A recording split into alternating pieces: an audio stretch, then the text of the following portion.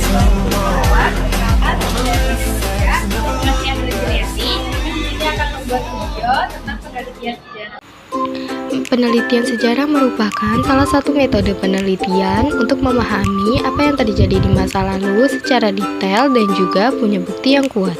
Apa itu penelitian sejarah? Secara umum, penelitian sejarah adalah riset yang berupaya untuk mempelajari, memahami, dan menafsirkan peristiwa masa lalu dengan tujuan untuk mencapai wawasan atau kesimpulan tentang orang atau kejadian masa lalu.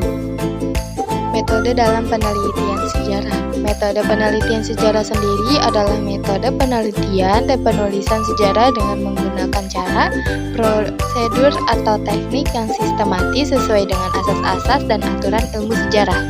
Dalam penelitian sejarah, metode yang digunakan ada 4, yaitu A. Heuristik, pengumpulan sumber. Metode yang pertama dalam penelitian sejarah adalah heuristik, yakni proses mencari dan mengumpulkan sumber sejarah. B. Verifikasi, kritik sejarah. Metode kedua dalam penelitian sejarah adalah verifikasi sumber yang juga disebut sebagai kritik sejarah. C. Interpretasi. Metode ketiga adalah interpretasi, yakni proses untuk menganalisis dan menafsirkan sumber sejarah yang sudah terverifikasi. Dan yang D. Historiografi, penulisan. Metode berikutnya adalah historiografi atau proses penulisan sejarah dengan mengandalkan semua informasi dan data yang didapatkan dari sumber-sumber sejarah yang ditemukan dan terverifikasi. Sumber primer dan sekunder penelitian sejarah. Dalam penelitian sejarah, maka erat sekali dengan proses mencari dan mengumpulkan sumber sejarah. Mengenai sumber sejarah dibedakan menjadi 2 jenis, yaitu sumber sejarah primer dan sekunder. A. Sumber primer. Sumber primer adalah sumber sejarah yang asli atau sumber sejarah yang didapatkan langsung dari pihak yang mengalami peristiwa sejarah. Bentuk sumber primer ini bisa dalam bentuk dokumen tertulis dan hasil wawancara.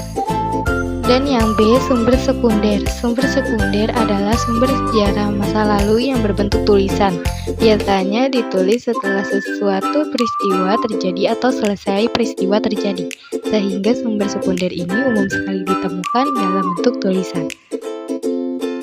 Tahapan dan langkah penelitian sejarah. Dalam melakukan penelitian terhadap sejarah, maka ada beberapa tahapan yang akan dilakukan oleh peneliti. Tahapan tersebut antara lain: 1. Menentukan topik. Tahap yang pertama adalah menentukan topik sejarah untuk diteliti. Peneliti dianjurkan untuk menyusun topik baru yang melibatkan peristiwa bersejarah dan sifatnya penting sekaligus belum terpecahkan. Pemilihan topik sebaiknya mencari yang memang menarik dan sumber sejarah mudah didapatkan. Meneliti sejarah tanpa dukungan sumber pembuat penelitian terbengkalai, maka cek dulu sumber-sumbernya saat ada ide topik terlintas di pikiran.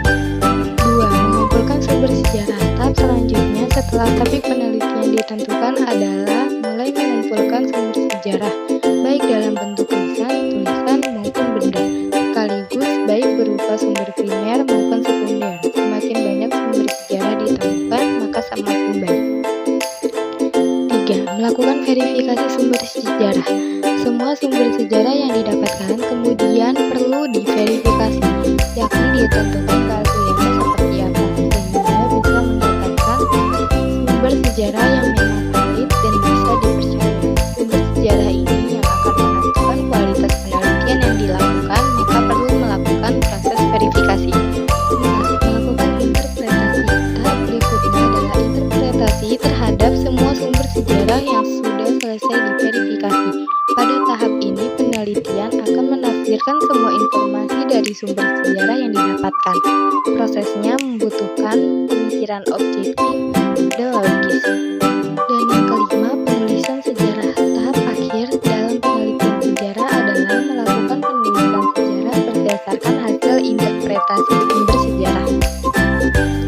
Contoh topik penelitian sejarah. Ada banyak topik sejarah bisa diangkat sebagai topik penelitian sejarah. Bisa dimulai dari topik-topik dalam negeri. Misalnya topik tentang perkembangan Islam di Indonesia. Itu pertama kali masuk ke Indonesia di abad ke-13 sampai abad ke-18. Dibawa oleh para pedagang dan pemuka masa tersebut, kerajaan besar di Indonesia masih banyak, berada di kawasan Sumatera, Jawa, Sulawesi, dan Maluku. Perkenalan agama Islam perlahan dilakukan dengan memanfaatkan budaya Hindu dan Buddha, misalnya lewat pertunjukan wayang sampai pernikahan politik dengan menikahi para putri raja.